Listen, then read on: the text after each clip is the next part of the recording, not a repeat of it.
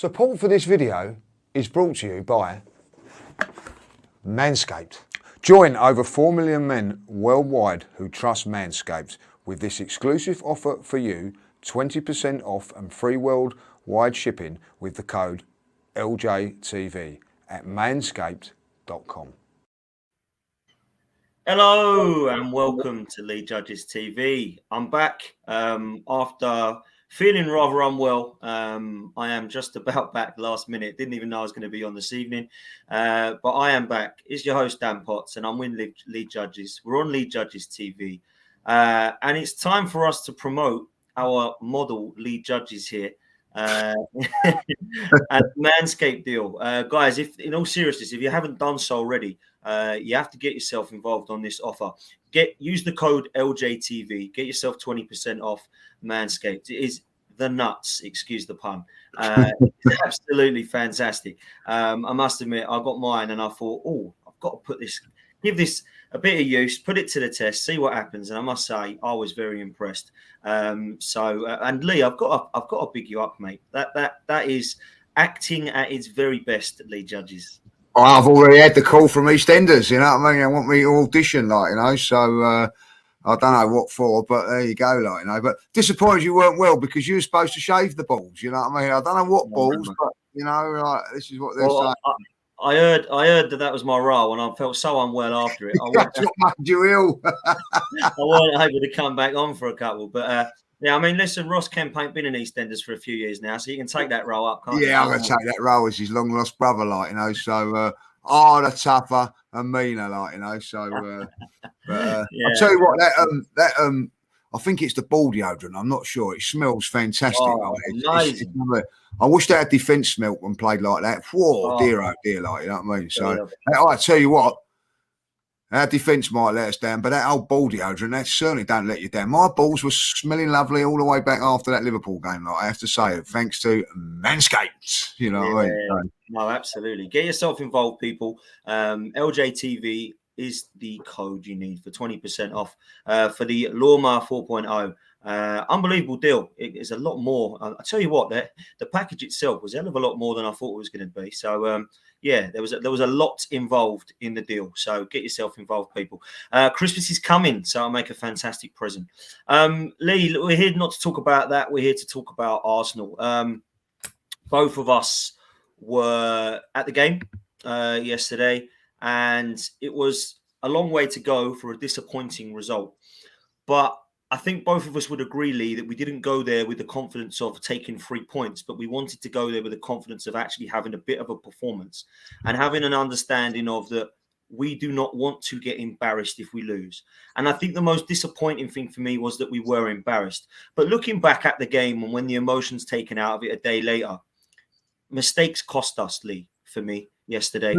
And the first half hour of the game, we matched them physically, defensively was solid, but Ramsdale did actually keep us in the game. So I think we come up against a class team, which I think it was fair to say everybody expected. But looking at the result 4-0, we gifted Liverpool some of those goals. Some of the performances were positive from Arsenal. I thought there was a couple of players who played very well. Likewise, there was a couple of players that didn't play too well.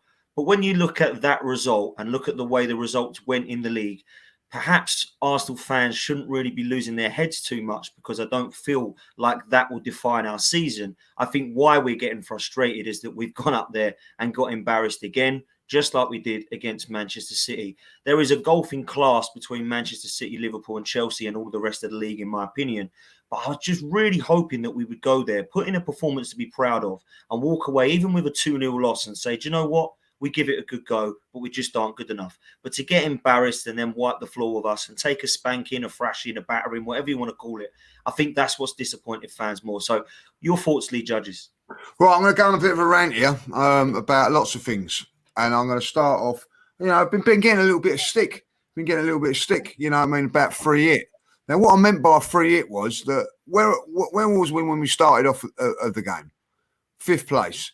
Where are we when we finished the game? 5th place. That's what I meant by free hit. It was a game where we could go up there, give it a good go, and whatever happened, we wasn't going to change positions. We can only go further up the table.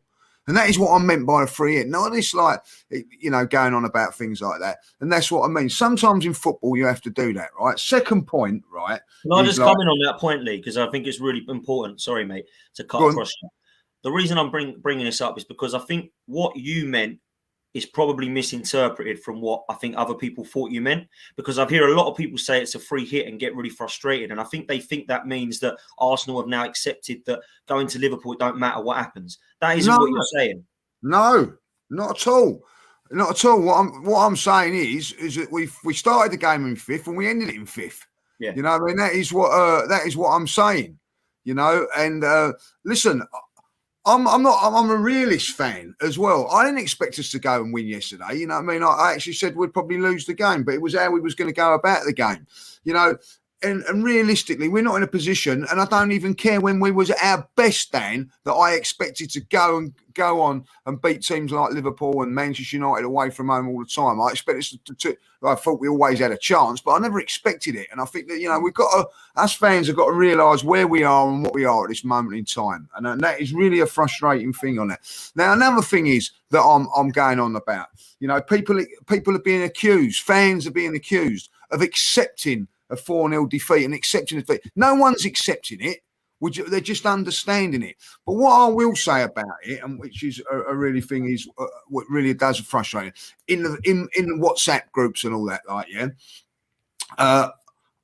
they're saying, like, well, they're quick to criticise Aubameyang. They're criticised to criticise players, but there's no criticism to the manager. They're trying to defend the manager as best they can, but we're prepared to throw Aubameyang under the bus. And let's talk about Aubameyang. Was poor, of course he was, but who's playing him in that position to hold up the ball? Who is the weakest? What is the weakest part of Aubameyang's game? It's hold-up play. But you've got the manager telling him to play in that position, and then the managers are playing, and he's feeding on scraps. Do you know what I'm going to say with that performance yesterday and the way we set it up, right? I'll tell you what, if we had Mbappe up front, he wouldn't have done nothing. You know what I mean? It's just the way it was set up. And I understand why we were setting up. This is not a dig at Arteta. This is what I'm saying, So that is it. I'm fed up, right, with people turning around and saying, fed up with it. If it wasn't for your goalkeeper, it would have been 5 or 6. He is a goalkeeper. If the last time I see it, he's there to save shots. He's there to save shots. That's what he's there to do. So when people start criticising us for that, it gets on my nerves, right? And also about silencing the crowd, doing this. When you're a coach, when you're managing a game of football, right, this is what you do. Let's see what we are after 20 minutes. See where we are. Let's see where we are after 40 minutes. I don't care if we didn't have a shot after 20, 40 minutes. It was about keeping us in the game and keeping us solid till hopefully the 70th minute, and then we may have been able to do something. There was a game plan. I see a game plan yesterday. It didn't work, but I see a game plan. Right. Then my next point is, okay, right. We gets to 40 minutes. The Anfield crowd's quiet. I don't care what anybody says. It was quiet. That is part of the job you have to do when you go to these top sides. We then give away a silly free kick, and we give away, like Gabriel, who I think's been immense. I've watched the goal. Mane's his man again. You know what I mean? And we've given him a goal now. Liverpool are a very, very good team, Dan. You know what I mean? They're not well beaters. You know what I mean? Because West Ham proved it, like, and Brighton, they're a good side, very, very good side. But if you give them goals, I don't care who's in charge of that football club. You cannot give a team like that goals. Now, a couple of things on Mikel Arteta, which I'm going to go on to now, right? Where were the fans? And then we was in the ground yesterday, we're moaning, right? Yeah, we're moaning, yeah, about because we'd lost. And we had lost and we got pumped in the end, and perhaps we shouldn't have got pumped, but we did, right? I know what really is getting to me, it frustrates me, I've criticised Mikel Arteta, but when he's done well, I've praised him as well. Straight after that game, that's all Mikel Arteta's fault. Blah, blah, blah, blah. No, we're expected to win the last 8 games. You're not expected to win any game of football. You have to work for it. Give praise where it is due, But ultimately, as soon as he loses that game, it's all down to Mikel Arteta. No, it's not, right? Yeah. And what I'm saying is like, give him the criticism when it's fair and also praise when it's fair. There's what we've got at the moment is two sets of fans that are not prepared to give him praise and not prepared to, or prepared to give him criticism. And why can't you be both and then just look at it and have a serious conversation about it? For me yesterday, Mikel Arteta, the things that I would say, right, I'm going to criticise you on this, was the press. We tried to play the press. It wasn't working. Why don't we just abandon that and go long, right? Okay, why don't we just go, it doesn't mean to say that you're wrong or it's a weakness or it's a defeat. Change it up. We didn't do it, and that cost us, And I think, secondly, the other thing that really has got, his substitutions yesterday, Lacazette it was so obvious he was going to come off. Look, you know what I'm like with Saka. I'm a massive fan of Saka. He had a poor game yesterday. Take him off and bring on Martinelli or something different, or Pepe. Do something different. You know what I mean? He just had one of those games. So look at it now and just say to yourself, right, look at it, and be constructive about the criticism. Listen, there was a fan in there yesterday.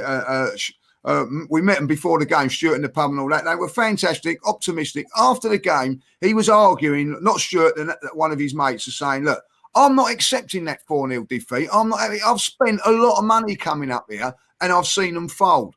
And I get that. We did fold. I don't think you can criticise the team's work rate, Dan. I really don't, you know what I mean? But ultimately, when it comes back to it and you look at this game, right, we are not competing with Liverpool. I don't like to say that, Dan. I don't like to say that. I don't like to say we're not competing with Man City and Liverpool and Chelsea. But the reality of it is we are not. We are competing with the rest of the bunch, right? And that includes Manchester United, who are in a terrible state at this moment. They've just got rid of their manager. There'll be a prime Man United when we take them in a couple of weeks. But here, that's how it goes. We are competing with Man United, West Ham, Tottenham, if you want to be honest with it, as bad as it is, Leicester, okay? We're 3 points off of top 4. That's their aim this season, right? So when everybody don't want to, can go on about it and have a go and dig out fans because they accept a defeat like that, right? Or on the other side, when the Arteta fan, it's Liverpool, let's, let's see what we do against Newcastle and all that. And then when it comes up to Newcastle and we don't win that game, there's another excuse. No. Newcastle, bottom of the league, have not won a game. Arsenal should win that game. Not saying they will, but they should. Then we play against Manchester United and Everton, two of the teams that we are competing with in and around that top 4. Everton, by the way, have fallen off of it, but you still can't put them out of it. If we was to get pumped at Man United 4-0 and then get pumped at Everton 4-0, then rightly so, there's got to be some answers. And the ones that are defending Mikel Arteta have got to come out and criticise. But also the ones that are on Arteta's back at this moment in time, when he does something right, like an 8-game run, come out and praise him. Well, I don't see why you cannot do that. You get called a flip-flop if you're doing all that. No, it's being a fan. You know what I mean? You can criticise and you can praise, but ultimately support. By the way, I'm going to say this now, despite all of that, the away support yesterday was absolutely fantastic. End of rant, and that's how I'm going from there on. I think you bring on great points there, Lee, in terms of what we should be questioning about this team and this management, no matter about the result. Because although we'd lost the game and the minute that mistakes had cost us, the game was over, there's always the look at the manager as to how he's going to react, and also the team at how they're going to react. And basically, we rolled over and died. We made more mistakes. We allowed them to come at us, and we just had no answer. And it just got worse, and it got worse, and it got worse. So I want to ask you, Lee, about the manager to start with some of the decisions that were made before even the kickoff. You kept the same team, pretty much. And let's be honest, I don't think there was any Arsenal fan that was questioning the team lineup. Everybody that I spoke to thought Nuno Tavares should have kept his place. I personally would have played Kieran Tierney just for the pure fact that I think he's better defensively. I certainly haven't seen enough from Nuno Tavares to suggest that he is definitely okay defensively against Mo Salah. And it turned out that he didn't do too badly, but unfortunately did get caught out a couple of times. Now, Mo Salah can do that against anybody, but the last 2 or 3 games that Kieran Tierney's played for Arsenal against Liverpool, Mo Salah has been fairly quiet, so I would have brought Kieran Tierney back in. That would have been the only potential change. People were saying potentially go 3 at the back, go with wing backs, play different formation. I was happy not to, if I'm honest with you, because things were working as it was. You've got to try and keep that formation going. Apologies, my lights have just gone out, so I'm a bit of a silhouette as we speak. So I feel like when you look at the team selection, you can't have many question marks. My only thing with that, though, Lee, when we got into a situation where we found ourselves needing to bring on subs, I can predict Mikel Arteta's subs in every single game. Martin Ødegaard, Martin Ødegaard, awful, isn't he? He's absolutely dreadful. I don't understand this player. I really don't understand what he does. All I know is that he doesn't score, he doesn't assist, and he doesn't seem to be able to do much with link-up play. I don't really get what this guy is. Just a guy who just seems to come on and run around. I just don't get it. That's just me. He was the only underwhelming signing for me of the transfer window. When we were linked with all of these big names, we got him back at 30 million, and I thought, oh, okay, it'll do. He hasn't done anything for me at all to justify why he should be in this team. So he's coming on now for Lacazette. What that does is it changes the formation completely. It changes the style. It changes the link-up play. It's a poor substitution, in my opinion.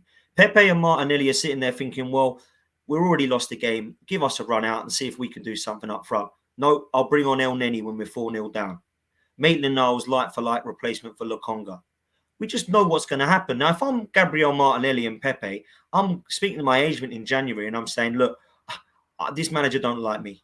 So you need to get me a move. I can't sit and have another year of not being developed as a 20-year-old Brazilian who's known as a wonder kid a couple of years ago under Emery. I cannot have a full season and we will lose him, Lee. So what is it that these guys have to do to get in the team or get onto the pitch more than 5 minutes is my first question.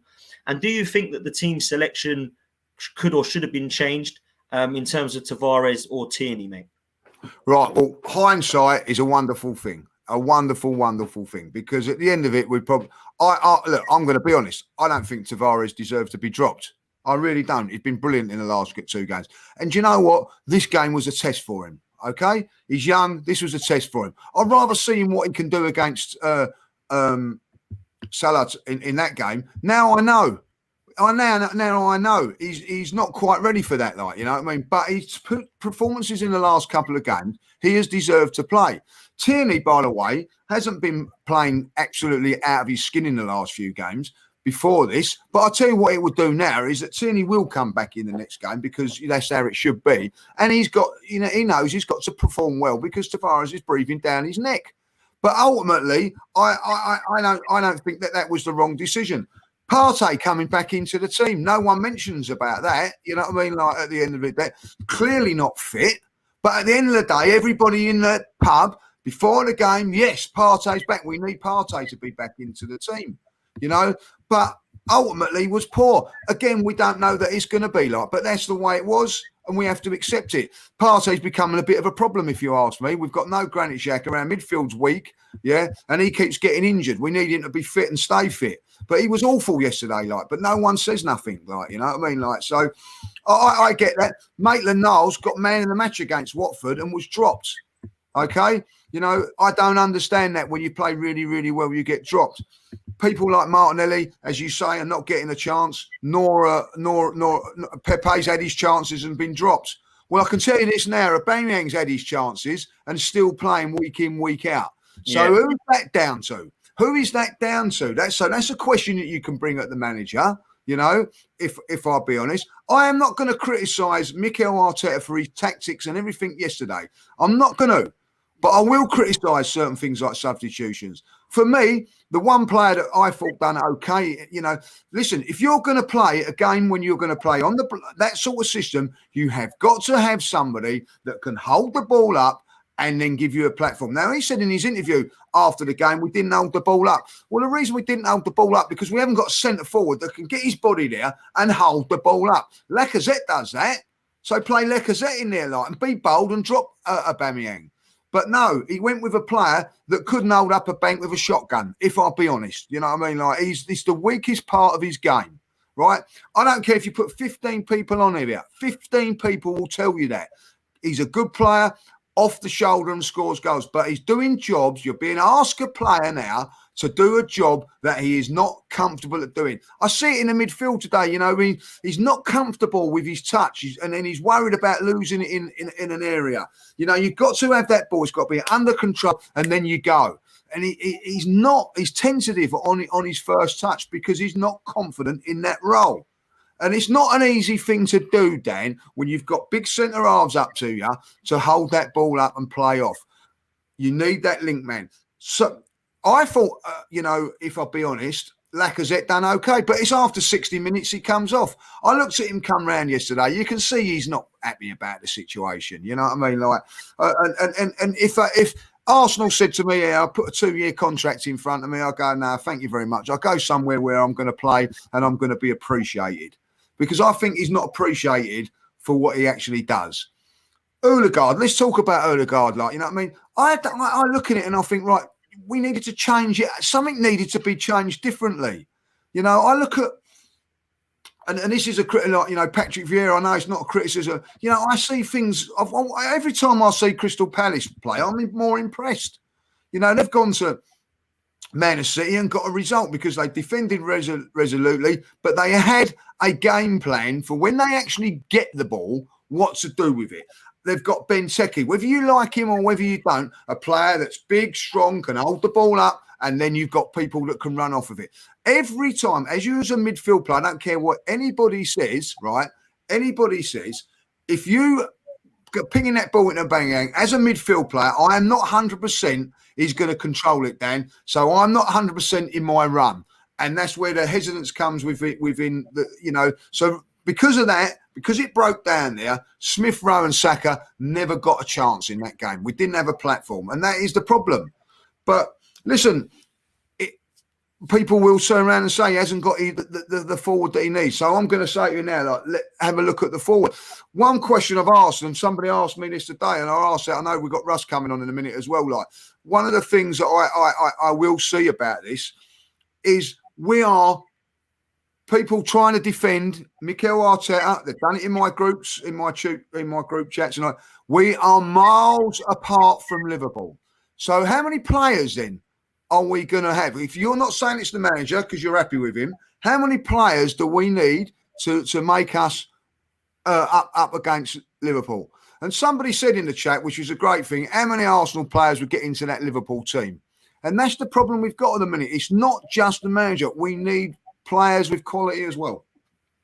Yeah, and I think it goes back to what I said earlier. We ain't competing with Liverpool, Chelsea or City. But let's be honest, we are competing with West Ham and Man United and probably Spurs now they've got Conte for between the European places. What order that's going to go in 4th, 5th, 6th and 7th is going to be those 4 teams, in my opinion. So we need to look now at how we can do that. And we have to bounce back against Newcastle. The points you bring up, Lee, are fantastic in terms of the attacking style. And I want to bring in Russ now because I know that he's got some opinions. Before you go in there, like Nigel saying moan, moan, moan. Have you just come on, Nigel? Because there's certainly not moan, moan all the time. I've put in good points for the good things and not.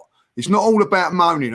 There's certain things in that game yesterday that I like. There was a resilience in that first 40 minutes. You know, I've been criticised for saying that we caught at Anfield for 40 minutes. You know what I mean? I'm saying this now on the last 3 occasions after 40 minutes, we was out of the game. So I'm giving this. There was certain things in that game after 40 minutes and at half time. For the first time in 3 years, I've walked out of Anfield. Walked down at half time, thinking, and I said to you at half time, we're still in this game. I haven't said that for 3 years. So when people turn around and say that I'm moaning, I'm not. I'm telling you how it exactly was on that game and how exactly it is in my opinion. And it's not moaning. And at the end of it, I'm seeing what I'm seeing and I'm saying what I'm saying. It's not all moan. It's not all moan and groans. There were things in that game that I was impressed with. Right, I don't care about what happened at the end of it. Yes, we capitulated, but at one stage at half time, we was in the game for the first time in 3 years. I see that as an improvement. Yeah, and I think you're spot on, mate. And unfortunately, there is a lot of toxic positivity within this section of this fan base that believe that, 4-0 is absolutely brilliant and they're happy with it. And I think there will progress and there's a process and all this. So I don't understand those people either. So everyone's entitled to their opinion. If they're happy with 4-0, that's fine by me. If you're not happy with 4-0, then that to me is a fan who's demanding nothing but the best. And a fan who demands nothing but the best is Gunnar Russ. And I'm going to bring him in now. Russ, how you doing, mate? You all right, buddy? Yeah, not bad, Dan. Thanks very much. Can you hear me okay? Yeah, all good, man. All good. Good. Mate, talk to me about yesterday, because I know that you had a little bit of a opinion on, well, particularly the forward line, Russ, because I know me and you have spoken quite a lot about Lacazette and Aubameyang. Yeah, and the fact that we didn't really have a hold-up player until Lacazette was brought back into this new formation. Obviously, Aubameyang is having poor performances now against Liverpool yesterday. I thought he was terrible, but also against Watford, he was the worst player on the pitch. Not just because he missed a penalty, but obviously just nothing went right for him that game. But he's playing 90 minutes ahead of the likes of Martinelli or Pepe now. So, in my opinion, Russ, we do need to look at upgrading both those positions in the summer. I think Lacazette and Aubameyang need to be replaced by the likes of Alexander Isak or Vlahovic or Dominic Calvert-Lewin, whoever it's going to be.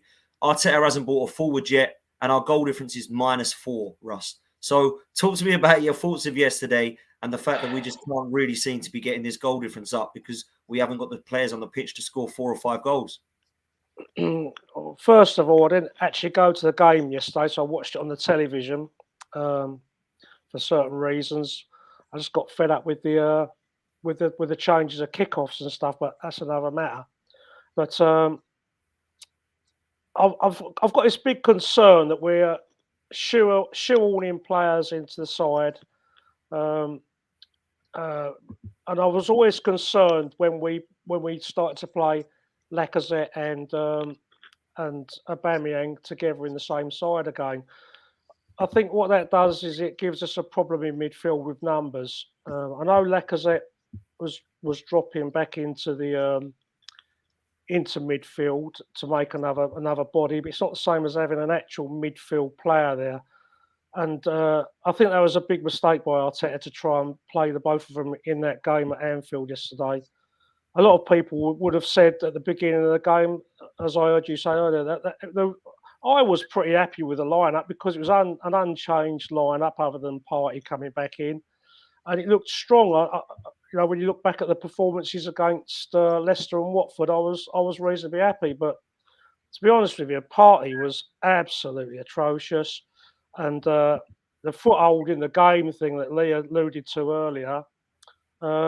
That is just an ongoing problem that I've been banging on about for about 3 years. That is our number one priority in the next transfer window is to, I'm sorry, Pierre-Emerick Aubameyang re-signing for the club. At the time, everyone was happy, myself included, and on heart, I was the same. I was pleased because I thought he was going to be going for nothing. But at the end of the day, it was another piece of lazy recruitment from the club. Instead of going and getting a youthful, powerful centre forward or even an experienced one in his prime, we stuck with him. And as Lee said, he's a brilliant player on the shoulder, on the half turn, getting behind defences. He's great at that. But we're not playing that style of football to get him into those positions. Our decision making, our counter attacking has got to be the worst in the Premiership.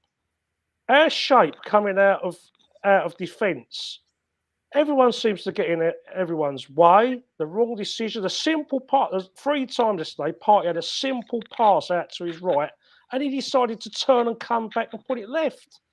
It's just simple. Just keep the game simple, boys. Just keep the game simple. Feed the winger, feed Saka, feed whoever's Aubameyang if he's dropping onto the left-hand side. Feed them early and let them have a run and give their defenders a problem. They never had one problem yesterday, other than I think one time in the first half when Saka ran at them and then he made the wrong decision. And when Tomiyasu overlapped him, and he didn't feed him the ball. Whether that was because Tomiyasu didn't call, or he just thought, "I want to come inside," because that's what we do at Arsenal. We come inside. I'm really worried about these big games now. I'm not so much worried about the smaller games, the lesser games, if you like, because I think we can sort of cobble through that. But I don't think I don't think these bigger sides. I don't think we counter attack properly. So we try and take the game to teams. We try and press them. We get done on the transition. We get done on the counter press every single time at Liverpool. I agree with Lee. I thought we were decent up until they scored. I know there was a big debate about Arteta losing his rag with Klopp and it geeing the fans up, but Liverpool fans could do that any time in the game. To be honest, they can ramp it up and get an extra half a yard out of their team. So I was expecting that to happen before half time. To be honest with you, I was expecting them to ramp up a little bit, and the delivery of the ball for the goal was, it was world class, wasn't it? So you can't argue with that. But the main bugbear, and our recruitment team has got to be looking at a centre forward of substance, of height, of presence, to give us a platform, as Lee said, to engage our midfield in counter-attacks and just to get us up the pitch, take the pressure off when we're under the cosh like that. Ramsdale's got it in his locker. He can find people with a long ball, but it's no good feeding Aubameyang because the ball just bounces off him. He's such a frustrating player to watch in that role. I'd have had him off after 25 minutes and put Lacazette up top and brought another midfield player on. That's what I would have done. I'm not the manager, so... Yeah, and I think what the problem was, Russ, is that we're seeing Aubameyang staying on the pitch and nobody else really getting a chance. Even if you want to change it up a bit, he seems to want to bring Lacazette off. Whether he can't be fit for more than 60 minutes, I don't know. But Lacazette keeps coming off. Aubameyang stays on, and it ain't working. I think the problem is, Dan, is that Lacazette puts a proper shift in when he's on. He proper puts it about. Does Aubameyang put it about as much as Lacazette? Do you think that, Lee? I don't think he does. I think, looking at it yesterday, you might even see it better on TV. I thought that Aubameyang worked hard. He chased down and everything like that. I'm not saying he weren't strolling around and everything like that. But ultimately, what annoyed me was at 2-0, the best pass of the day was from Lacazette, and the finish was unlucky. It was a great save from Alisson. I think it was 2-0 when Aubameyang, if that goes in, it did. But it was Lacazette that was getting things, making things happen, holding the ball for us, getting into those little pockets. The fact to me, you're right. We don't need Lacazette doing that. Lacazette is not that sort. We want someone with class and quality that's job is that. As you quite quick. Yeah. We're actually putting Lacazette, shoehorning him into a position to get him in the team. We don't want to be doing that. Let's get the proper players in the We've been doing that for years, Lee. Yeah, we have. I agree with you. We did it with Aaron Ramsey in the side. We did it with Ozil. We've done it with loads of these players. I totally agree, and I don't think that's what we need to do. Big decision now whether you play Aubameyang in the next game or not. I think that he will because it's against Newcastle. But ultimately, when we go away to Man United, I'm going to say it now. I don't want to see Aubameyang in the team. I want to see him coming off of the bench with 20 minutes to go, maybe looking to nick us the game. As a tactical substitution more than that. I want to see us have a different sort of platform up there for those games. But I want to see at least a 3-man in that middle. I don't want to see a 2 or 1 like we've been seeing because Partey is not up to it. He's not got the ball retaining skills in the middle of the park when he's being pressed like that. So against a lesser team, we might get away with it. But when we're playing a team that presses and counter presses like Liverpool do, like Manchester City do, like all the good teams do, we are struggling in that department big time. Chelsea did it to us as well. Chelsea was the same. We got to get somebody else in that midfield. I agree. Like Sambi, if I'll be honest, yesterday was exposed through his inexperience, not his ability, his inexperience. But also, Partey for me just wasn't fit, guys. He just wasn't fit. I've seen him play when he's fit and he's dominated games. But ultimately, he's come back into that game and he's not fit. He's not fit. No, it did look like that to me yesterday. Do you remember, lads? Dad won't remember, but Lee might. There used to be a programme about pop music years ago, and they used to say, "Is it a hit or is it a miss?" Do you remember that? Yeah, well, I don't remember it, but I know of it, you cheeky sod. You know of it, yeah. So, Partey, hit or a miss? He's a miss at the moment because he's not been on enough, in my opinion. He's not.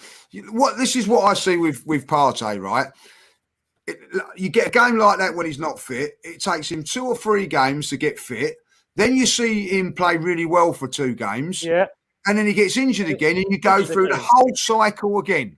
You know what I mean? Like, he has got to get fit, and then he's got to stay fit. You know what I mean? It's niggly injuries all the time. What is going on with him?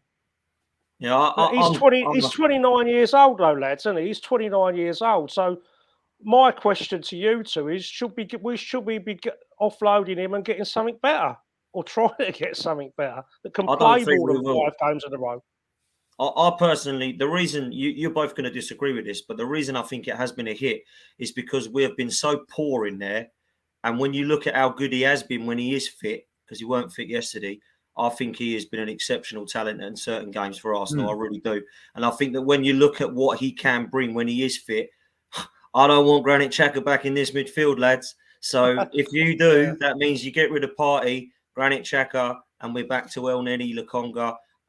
The people we're going to buy are probably going to be Zakaria or Frank Kessia or Bissouma or somebody like that. I want them playing with Thomas Partey, not instead of. So I'm keeping Thomas Partey and I'm giving him another season to prove his fitness. Because Kieran Tierney's the same. He's always injured. He's made a another one. Totally agree. Totally agree.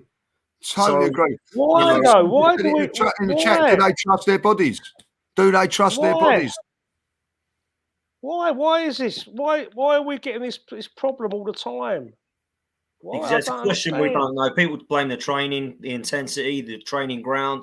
There's loads over the years, but it has been not 5 or 6 months. This has been 5, not even 10 years. This has been 10 to 15 years of this. Yeah. So I don't get it either, Russ, if I'm honest with you. I want to move on quickly. I want to talk a little bit about a player that I'm a little bit concerned about, boys. I said it to Lee yesterday at the game, and I'm going to ask you this, Russ. One player to me yesterday out of the 22 looked timid, looked like he could get bullied, pushed off the ball, didn't really know what he was doing, couldn't find his teammates, and his name's Bukayo Saka. I'm concerned. Yeah. I don't know if he is having a little bit of a hangover from the Euros. I asked a question yesterday, and I can't name one player that's had a good season that was at the Euros. Everybody in the Premier League that's smashing goals, that's killing it, none of them went to the Euros. The Salahs of this world. Everybody else that went to the Euros is having a poor season, whether it be Harry Kane, whether it be Raheem Sterling, whether it be Jack Grealish, whether it be Bukayo Saka. They've all been poor. Shaw, Maguire, the list goes on. So maybe that's got something to do with it. But Russ, he is a young kid, and has he played too much football? And why does he keep playing for 90 minutes? Without a doubt, and you will probably agree with this, that when he broke into the team, he was used more as a left wing back, wasn't he? He was brilliant. Do you remember at Portsmouth, that game at Portsmouth? I think him and Martinelli played, and they just linked up fantastic. I know it was Portsmouth, but they was young kids linking up, and it was breathtaking to watch. You remember? Yeah, and Maitland-Niles, I think, that played that night as well, didn't he? He was very good as well. But and I was one champion in the little partnership down the right hand side with Smith Rowe and him being close together. But Smith Rowe seemed to be drifting more over to the left yesterday. Was that my imagination? He seemed to be more. He wasn't sort of linking up together with him so much. Seems to be big gaps between them. I think we need to get them closer together if he's going to play that role on the right hand side. But someone just put in the comments. It was Bournemouth, by the way, not Portsmouth. Yeah, it was Bournemouth. I was going to say it was Bournemouth. Yeah. That was brilliant that night. But I say, perhaps that's another one where we're trying to shoehorn a player into a team where other people have been recruited now on the left hand side. He got us out of the hole, didn't he? Because we didn't have a left back at the time. So that's when he came to the fore. That's when we all said, "Wow, what's this? Is a great player." And all of a sudden, he's playing on the other side of the pitch, and he ain't quite as effective. I don't know. That's one for debate, I suppose. I just think he needs a rest. Yeah, he just needs a rest. You know what I mean? He didn't play well yesterday, and you could see that he didn't play well yesterday. Like whether it was a system didn't suit him or what. Listen, that was a game yesterday that for me, he's not a Saka sort of game. He's a player that gets on the ball. He looks to get things done. Yesterday was getting back into shape, chasing down and all that. Like, I would have played Martinelli in that position. I was just going to say that Caps has just said Martinelli should be playing over Saka. But Lee, why is he not? Why is Arteta not playing Martinelli? Because Saka's still one of our best players. You know what I mean? Like, he was superb for England in the week. I know it's only San Marino and whatever. He is a very, very good player. No doubt. He's just, I think, at the end of the day, he's 20 years of age. And I'm sorry, last season, and this is what people forget, we was relying on him. I remember it was against Benfica, last minute cross, brilliantly cut inside and found the Aubameyang at the far post, saved our bacon. He's a quality player. Just at this moment in time, at 20 years of age, sometimes you just need to be taken out of the firing line, especially in game. We've got all this, for me, look, hindsight's a wonderful thing. Again, what we're saying. But for me, when you're playing against a team with Liverpool, when you're going to get 37% of the ball, leave him out. He's not going to be, you know what I mean, like, and put in someone that can. Yeah. And then it's for courses, isn't it? It's horses for courses. And then, make him like nice and fresh for the game against Newcastle. Just, manage him a little bit, but give him that rest that he needs. I do think that he does need a rest. You know what I mean? Smith Rowe yesterday wasn't in the game, but he's got that little bit more work rate. I don't mean that in a nasty way, work rate. He's more of a runner. He's more of a runner where Saka's more of a touch player. Do you see what I'm saying? So it's a different sort of game for him. But what you needed in that game there was someone on the right-hand side that was going to get the ball and be direct and just push it and run. Just chase. With Saka, he wants to cut inside, do this and do that and touch field passes and all that. It wasn't suited for his game. But listen, this is not, again, I don't want to be criticising Saka.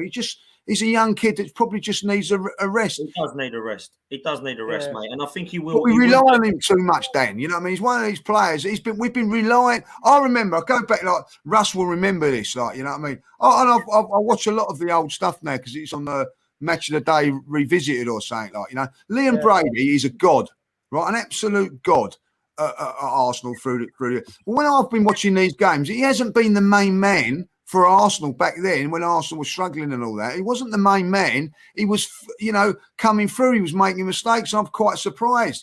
But he gradually become the superstar that he was. But at 18 years of age, he wasn't being relied on this young lady. He was raw, Lee. He was very raw. These two players are very raw. They've got raw talent, but as you say, it needs time. And how many Arsenal fans would have lost their shit yesterday if Saka and Smith Rowe had been dropped out of the team and a couple of workers like El Neni had been put in, and they would have lost their shit, wouldn't they? Yeah, I agree.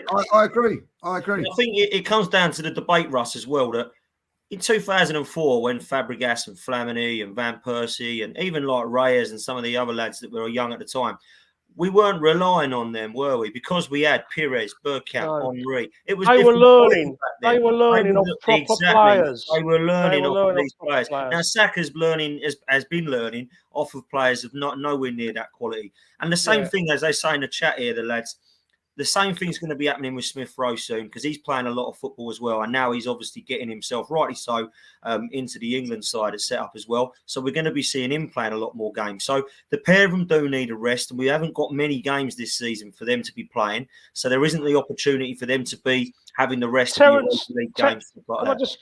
Terence just made a great point. We did rely on Fabregas. Yes, we did. And we burnt him out. We ruined his hamstrings by overplaying him. Why don't we learn our lesson from that? That's a great point, Terence. It is a good point. And I think when we relied on Fabregas, he was probably the only one that came in and played alongside Vieira sort of every single. Sorry, it wasn't Vieira, was it? It was actually Gilberto Silva every single sort of game. But what I wanted to do, lads, was just touch last. Go on, Lee. Go on. You want to say something? But Fabregas was a one-off. Yeah. I'm going to say that. At 17, have you ever seen a better midfield player than him at 17 years? I don't think I have. Do you know what I mean? Like 18 years of age, he was beyond his bloody years. He was. You know what I mean? Like, And also, I will say this. I think I do, and I love Saka and Smith Rowe. they ain't going to be as good as Fabregas. I'm sorry, they ain't. We relied on Fabregas. You know what I mean? I remember, what was it, a game against Aston Villa? He come on for 20 minutes. We was losing and just come on. He was half fit. You know what I mean? He got injured again, didn't he? He scored 2 goals and got injured. yeah, he was an exceptional talent. He was exceptional, mate. He was exceptional. Lads, I want to talk a little bit before we kind of start to come to a close about our next couple of games and where our kind of realistic targets are, because a lot of people are losing their heads about this game, but actually it don't change much, does it? Because West Ham lost, Man United lost, and although that lot won down the road today, actually they're still behind us. So if you look at the situation, as Lee said from the off, it was a free hit. Some people said they didn't like that term that he used, free hit, but I kind of get what he means, because actually the result ain't changed where our league position is. So, boys, we have got Manchester United and Everton away, but before that we've got Newcastle at the weekend. Now the Newcastle game comes at a good time because the other fixtures are Manchester City versus West Ham and Chelsea versus Manchester United. Opportunities there for both West Ham and Man United to drop points. Russ, I'll start with you. 2 questions. Are we in a fight for top 4 with West Ham and Man United? That's my first question. And my second question is, if we are, what points do we have to get out of the 9 that that are available against Newcastle, Man United, and Everton, mate? I don't believe we are in a race for the top 4. To be honest with you, I just think we're that centre forward short. The goals for column don't lie, does it? To win lots of football games, you've got to be scoring goals. We're just not scoring enough, and we're not going to get enough goals out of midfield either to do that. I think that January transfer window is massive. To be realistic top 4 contenders, if we were to be, you'd have to be getting 7 points out of them 9 minimum 7. 9 points if you're going for the league. No, I don't think we will. Who's coming forward then, Russ? I think Man United ain't going to get a new manager, are they? I think they're going to keep Carrick in charge until the end of the season. I think they're going to go for Pochettino, I think. Yeah, I think that's what they want. They've got a brilliant squad of players. I mean, maybe Carrick's going to take over, I think, and so maybe Man United, if they can sort their defensive problems out, which I think they probably will. Not West Ham, Ross. West Ham, yeah, West Ham could be up there, but they've got European games as well, ain't they? And that could just be a bit too much for their squad. I really like the way West Ham play, by the way. I really like their centre forward. I think he's absolutely astonishing for his age. Where he puts himself about, his fitness and that, he's brilliant. No, I'm a bit of a pessimist with this because I just don't see our squad being deep enough. I don't see enough goals in it. I think the defending's a lot better. I think we play defensively as a team a lot better, which forward play suffers as a result of that. But we have to do what we have to do at the moment with what we've got. So I'm a bit of a depressive, I'm afraid. I think we're going to be 6th, 7th. Okay, that's fair enough. And do you know what? You're being real there, Russ, as well. You know, you're not saying 4th's a given, but also you're not saying it's going to be another 8th place or 9th place disappointment. So if we'd have gone to Liverpool, and won, then I'd say, yeah, right now this is a top 4 team. But we just keep going to these big teams and getting turned over. And we don't get turned over 1-0, do we, or 2-0? We get humped 4-0. We get humped 5-0 at City. Something's basically wrong with their heads in these big games. They've not got their game heads on. I know we had the problems with the injuries and stuff at the beginning of the season, but what about the previous seasons when we've gone to City and got humped 5-1 and 4-1 and Chelsea 6-0 and Man United when they had their reserves out, we still got beat. Our mentality in these big games is severely lacking. I'm going to bring these 2 comments up from Caps in the chats. I think they're really important to look at. We've scored 13 goals, apparently, which puts us in 14th place in the league in comparison. So that's a big problem. That's clearly what you're saying there, Russ. But also, this is even worse. We've scored 7 goals from open play, which is 19th in the league, best in the league. So when you're looking at those stats, you can see where the pessimism is coming from, Russ. But I'm going to turn it to Lee Judges and ask him if he's going to be pessimistic or optimistic about our chances of top 4, whether you think that's realistic, Lee. And if not, who do you think will get 4th? And what do we need to get in these next 3 games? Because I know people say take it game by game, but actually Newcastle should be a given at home. They're bottom of the league. We should be able to beat them. It's what we do, in my opinion, against Old Trafford, Man United at Old Trafford, and obviously Everton at Goodison Park, mate. Well, listen, all of the teams, apart from the top three, have got flaws in their game. Look, Man United yesterday, a coach has got to come in and sort that shambles, and I'm going to say that as shambles of a back four, because it was embarrassing yesterday. They could have actually lost to Watford 6 or 7. You know what I mean? Like if things have got that. So they've got problems. West Ham, as we said, I think have got a very, very good chance of getting top 4. But Europe's probably could be in the way of them. So if we're talking about West Ham and we're talking about Man United, Spurs are all of a sudden they're going to be in the top 4 because they've got a coach, then we're in that mix as well. We're certainly in that mix. I don't care what anybody says, So, that is what I think. I think we've got an opportunity. I think that if we buy in January, then we may well maybe we can push for top 4. But at this moment in time, we are 3 points off of top 4. So why is everybody turning around and saying, "Well, we can't get there"? Can't get there. Let's have a little bit of belief in it that we can. That's what I say about Liverpool game's not going to determine whether we get to top 3 or top 4 into the title. These 2 games or 3 games now will determine whether we can get into the top 4. If we can go, we should listen. We go and beat Newcastle at home. That's different. We should go and do that. If we can go to Man United and win, and go to Everton and win, then we are in with a chance of top 4. And why not? Why when teams are lower than us, like Manchester United at this moment in time? Everybody believes that they can get into the top 4 and we can't. What is it? We've got a very, very good back 4. What is it? I've asked the question: how many players do we need? Well, 1 or 2, but so to get into the top 4. So what is it then? So is it now because we haven't got a good manager? Is that what we're saying now? Why can't we get in? Why can we not challenge for top 4? Why can we not challenge? Why is the reason we cannot when we're 3 points off of it? Because we don't score enough goals, Lee. Right, so we've got to get forward. So we've got to get someone in January. Listen, I look at Newcastle yesterday, right? Yeah, they haven't scored for toffee, right? Haven't scored for toffee. They changed their system. They score 3 goals. They concede 3 goals. You've got to try and get the fine back. At the moment, we don't concede that many goals, or we defend a lot better than what we have done. Forget about yesterday, we got stuff, but ultimately that's the way it's going. I still say we need to be a little bit more adventurous in our play. That is down to the manager to make that happen. Give chances to Aubameyang. Give chances to Lacazette. And listen, we can also say as well, look at the chances we missed against Watford. We should have been 4-0 up against them. So, we do need to, maybe we need to get forward. We are profligate in front of goal. We do make the odd chances, but say 7 goals, was it? 7 goals from open play? Yeah. That's not good enough. No, it's terrible. And, so who's that down to then?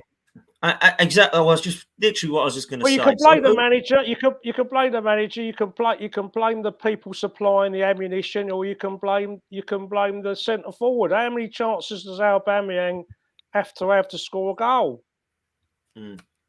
Sometimes it's 3 or 4 chances, ain't it, before he scores a goal? That's not good enough if you want to be elite. If you want to be an elite club, you've got to have a striker who's 1 in 2. 1 in 2 chances, even 1 out of 1 chance.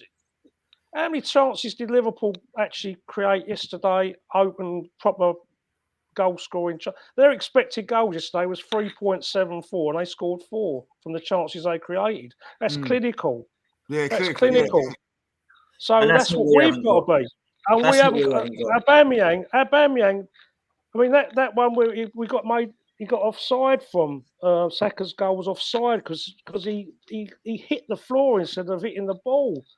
He's already celebrated the goal before it's hit the back of the net. That's half his battle. He's thinking about his celebration before he's striking the ball clean in the net. And it just makes a complete mess of it. And you think, bloody hell. And then the penalty's dreadful. I'm afraid his time's up for me. My patience is worn thin. I think both of their times might be up in the summer, Russ, anyway, Aubameyang and Lacazette. It might be that it's time to upgrade. What about you, Dan? What's your feelings?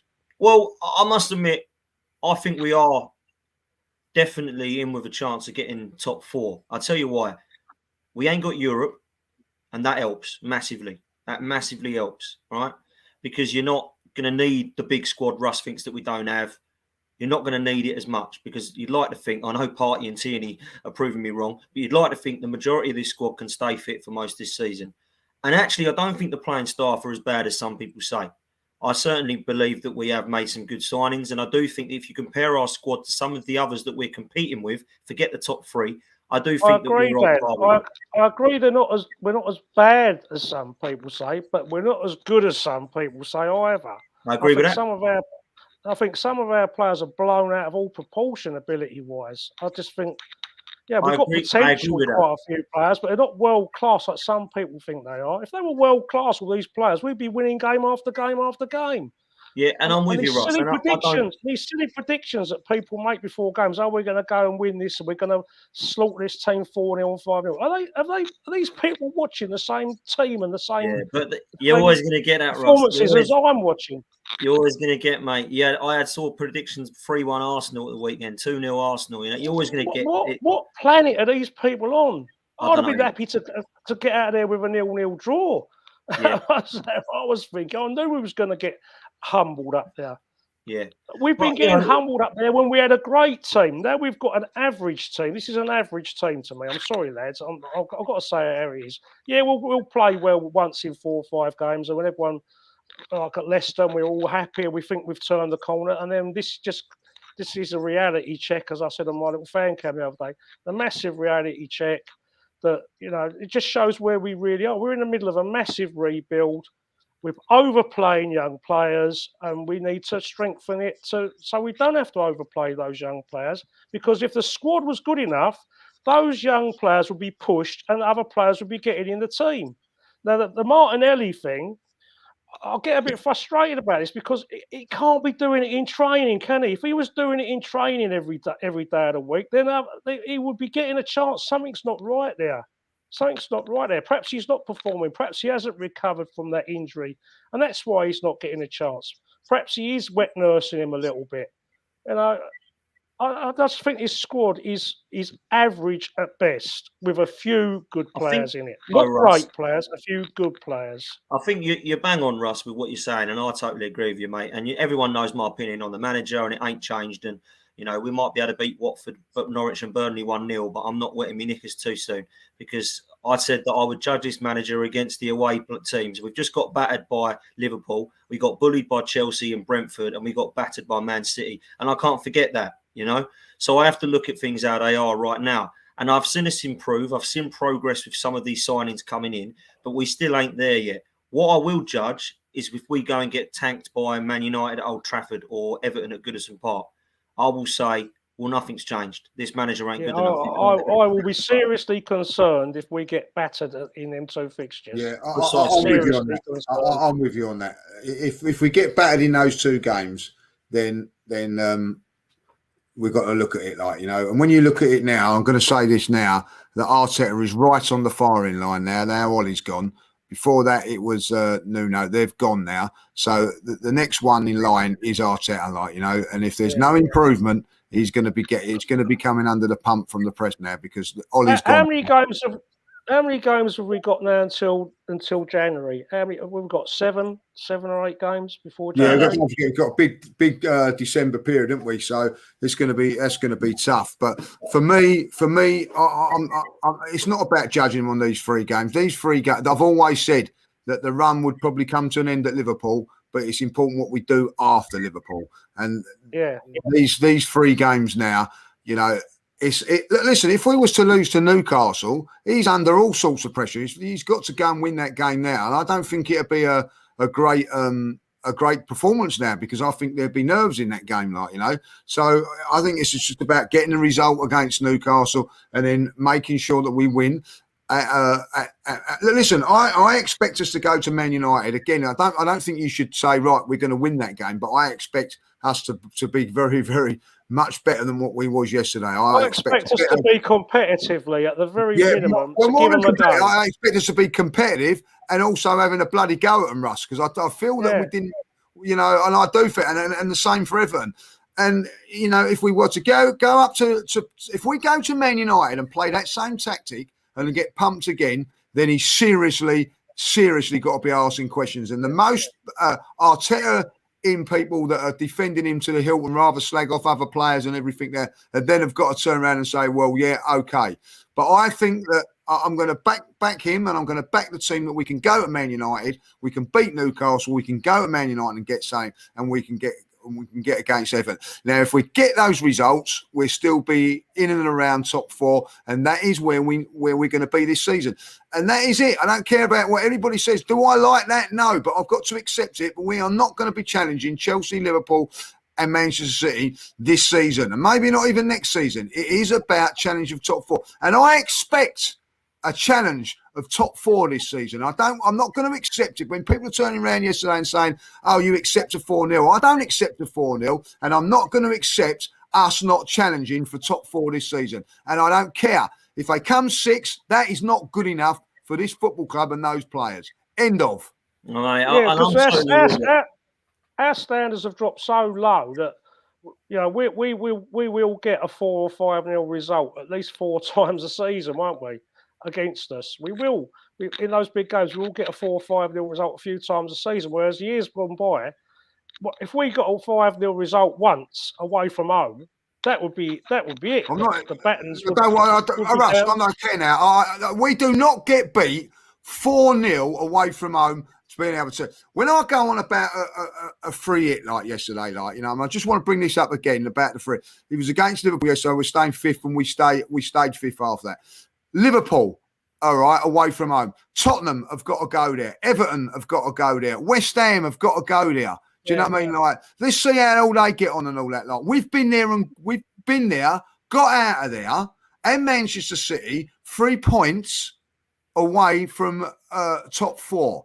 2 of the 3 so-called elite teams away from home. We've only got Chelsea away from home, right? So we are in a better position than the teams in and around us because they've not gone there yet. You know what I mean? I've always said that if you beat all the teams out of the top 4, you get in the top 4. Don't have to beat the teams in the top 4. If you beat everyone else, you will be in the top 4. Mathematically, it's impossible for you not to be. But our problem is we are very inconsistent. We're in a position. Whatever you say, we've been in this position. Not this season. This has been a gradual decline, right? Yeah. And I'm going to say it now. There were fans in there yesterday. Dan, you was there yesterday that were saying, "Oh yeah, we accept a defeat. We expected a few bumps along the way. We will get more bumps along the way." I see it in my group chats and things like that. Were they the same fans, Lee? Were they the same fans when we were there last year or the year before lockdown when we got battered 5-1? That were walking out the stadium at half time? Were they the same fans that would accept a fucking defeat up there? No, they weren't. I mean, listen, people weren't accepting it under Unai Emery. They weren't accepting it. And I don't know why they're accepting it now. Like, you know what I mean? I am not accepting another performance like that this season. I don't expect us to go to any ground and get pumped like that. I expect one game when we have to defend and probably have 20% of the play, and that's Chelsea, because Chelsea are what everybody keeps telling me are in a free that we can't compete with. But every other away game, I expect us to be putting in performances. And I don't want fans getting onto me and saying about excuses about Mikel Arteta, this or that and that. That is it. One game where we can go and play and get 30%. From now on, I expect us to go to Man United, and I expect us to give it a damn good go and give it a go like we're Arsenal. And if we lose, fair enough if we've lost 2-1 and give it a go. But if we've lost 4-0, I don't want to see anybody coming at me and going, well, that's a bump in the road, because it's not. I'm with you, mate. I'm with you 100%. And do you know what? When I look at these bumps in the road that we have, and that Liverpool are too classy for Arsenal, they weren't too classy for Brighton, though, were they? Liverpool. They weren't too classy for Brentford, were they? So that was one of my sayings. It was one of my sayings. There'll be bumps in the road. Because you're always looking at excuses. People always look for an excuse, and I get that. They always will. You know, they always will. I get that too. I want to finish this off, lads, by just saying this. I do feel that we're in the top 4 race because the other teams around us are also pretty poor, right? You look at the situation in the league of how close it is between the top 4 and downwards, and there's a few teams that can get in and around it. And the reason that we have a chance is because we're out of Europe and we're not playing the amount of games that we used to. So that is the reason we have definitely got a chance. However, I don't have the confidence in this manager to take us to glory, and I never have. He hasn't convinced me. He was starting to change my mind in certain things that I was seeing on the pitch, but it ain't been consistent enough. I'm not going to start getting excited by beating Watford 1-0, Norwich 1-0, Burnley 1-0, and getting a point at Brighton and saying what a manager and what a performance. We would have lost that last year. That don't excite me. What excites me is when we're competing and performing with the very, very best, because that is what I've always grew up with, demanding the best. I'd have been devastated in 2003 if we would have come fourth. I've been absolutely distraught with. That's how standards have fallen, though. 1 second, Russ. Coming as the team that finished the third runner-up in 2006. Do you think I'd be really, really happy with that? Moving to the Emirates, and yes, we come the third runner-up. We're the third worst team in this league. Let's celebrate top four. No. So I'm not going to start getting too excited by coming in the top four. I'm not going to be celebrating and getting the poppers out and getting the champagne out by coming fourth this year. I'll be saying we're showing progress and we're moving up the table, and we've got the manager now on my side saying that, yep, top four's a start. Let's see where you can take us. And that's why I have problems with the owners when they come out and say, we want to be in the top four. I want to hear them say, I want to be at the very, very top and the best in this league, because that's what I grew up with, demanding the best. I was in mourning in 2003 when I walked out against Leeds and we were coming second in the league. There's only one reason I want to be in the top four, Dan. There's only one reason I want to be in the top four, is that the following year we win it. That's the only reason I want to be in the top four. Not so we can go and pussy about in the Champions League group stages and get knocked out. If we get to fourth, then I want to see investment. I want to see us go to first place. Yeah, not that fourth is good enough and that we plateau out and we go on and on. And another thing about when Conte took over Chelsea and he came to Highbury, if you remember, he got hammered 3-0 and he changed his system, didn't he? And then they went and they won the league that year. They never had any European football. And I've heard this about, we haven't got European football, so we might be able to compete, blah, blah, blah. The one big difference is between us and Chelsea that year. Chelsea weren't expected to win the league that year, by the way, but they had Fabregas and Costa in the team. And Fabregas would put the ball on Costa and he'd score. And that's what we haven't got. We haven't got that simple tactic, bang, bang, goal. We haven't got that. We have to pass the parcel 45 times to get anywhere near the penalty box and make a chance. And sometimes we don't even make a chance then. So I'm not having it. It's a gimme that just because we're not in Europe, we're going to get top four, or we're going to be top six. I don't accept that, because I just think we haven't got that creative player and we haven't got that centre forward that can bang chances away. We just haven't got that. Well, it'll be massive in January. That's my opinion. No, and you're right to it, mate. And you're not being pessimistic. You're being real. And if this board is ambitious, and if they want this club to kick on, and they really believe their own spin, which I don't, my opinions, I hate them. I hate them with a passion. I can't stand the people. I just think they're wrong for Arsenal, and they shouldn't be anywhere near this football club. That's another day.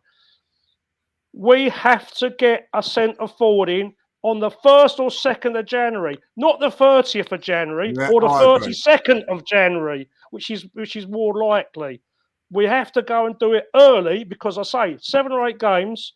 If we're still within 4, 5, 6 points of top four by then we've got a chance with a striker, and that striker's then got to hit the ground running, which ain't easy, is it? So.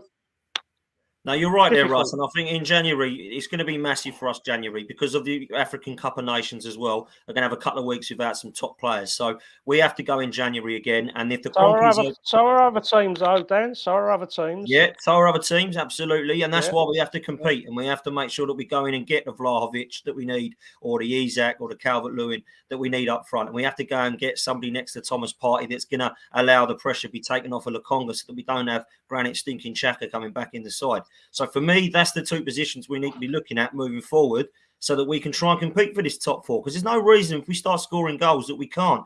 Because West Ham are going to fade with Europe. Man United have got an interim manager for the rest of the year. Spurs squad, trust me, is nowhere near as good. The only reason they got half a chance is because they got a world-class manager in.